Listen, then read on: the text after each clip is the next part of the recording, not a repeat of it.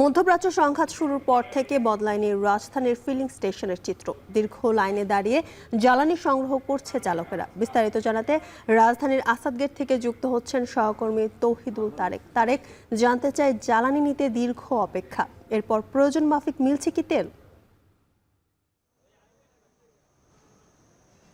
জ্যোতিকা, এই চিত্র কিন্তু এখনো বদলায়নি। অনেকক্ষণ অপেক্ষার পরও আসলে যারা এখানে অপেক্ষা করছেন তারা আসলে প্রয়োজন মাফিক বলতে এক একজনের এক একটা চাহিদা থাকে, কিন্তু এই চাহিদা অনুযায়ী তারা কিন্তু তেল পাচ্ছেন না পাম্পগুলোতে। কারণ পাম্পগুলো থেকেও কিন্তু একটি রেশনিং পদ্ধতিতেই নির্দিষ্ট পরিমাণ তেল তারা সরবরাহ করছেন গাড়ি এবং মোটরসাইকেলগুলোতে, যেগুলো আমরা জানি বেশিরভাগ পেট্রোল পাম্পগুলোতেই সাধারণত মোটরসাইকেলগুলোকে 5 থেকে 600 টাকার বেশি তেল দেওয়া হচ্ছে না।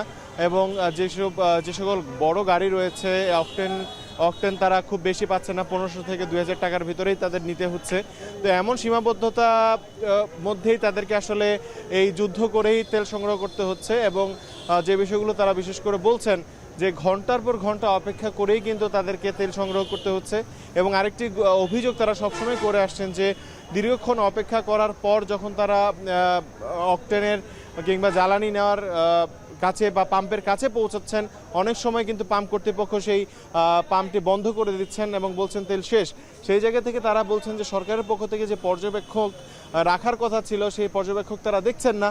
এবং একই সাথে এইভাবে তেল হুট করেই তেল শেষ হওয়ার যে ঘোষণা তা দেওয়া হচ্ছে, এই ঘোষণা কিন্তু তারা মেনে নিতে পারছে না। কারণ প্রত্যেকটি পেট্রোল পাম্পেই কিন্তু একটা নির্দিষ্ট পরিমাণ তেল থাকে এবং তারা কিন্তু বলতেই পারে যে কতক্ষণ বা কতগুলো বাহনকে তারা তেল দিতে পারবে।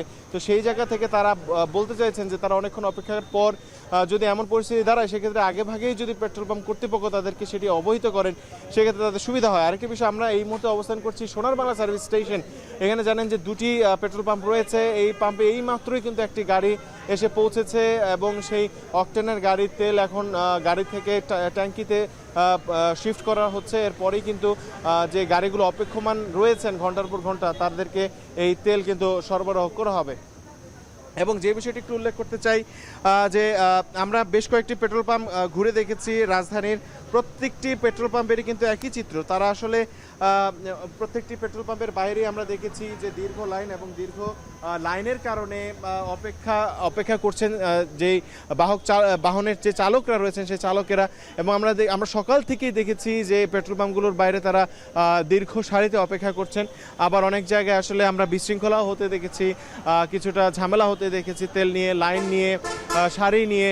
তো সেই জায়গা থেকে আসলে এখন পর্যন্ত বলা যেতে পারে যে চিত্রের আমরা যে গেল মার্চ মাস থেকেই যেই পেট্রোল পাম্পের যে চিত্র দেখছি, সেই চিত্র কিন্তু বদলায়নি, বরঞ্চ বলা যেতে পারে সেই ভোগান্তি কিন্তু আরও তীব্রতর হচ্ছে। এবং একই সাথে আরেকটি বিষয় উল্লেখ করতে চাই যে রাজধানীতে বিশেষ করে যে পেট্রোল পাম্পগুলো রয়েছে, সেই পেট্রোল পাম্প বেশিরভাগই যেগুলো সকাল থেকে সার্ভিস দিয়ে থাকে, আমরা দেখেছি বেশিরভাগই সকাল থেকে বন্ধ রয়েছে।